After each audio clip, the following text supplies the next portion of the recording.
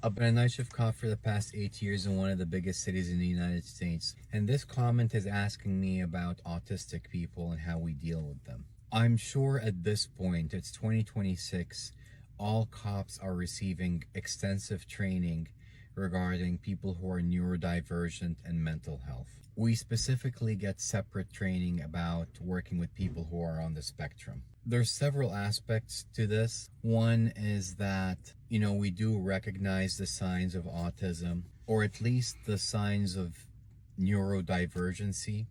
And even if we can't pinpoint it specifically to be autism, we'll scale back how we're acting and we'll work with the person in whatever way we can. The other part of dealing with people who have autism is the mental culpability factor. So in order to commit certain crimes, you need to have a certain level of mental culpability. What that means is sometimes you knowingly have to be committing the crime, or you recklessly have to be committing a crime, or you negligently have to be committing a crime. But what kind of mental culpability does someone who is nonverbal autistic have?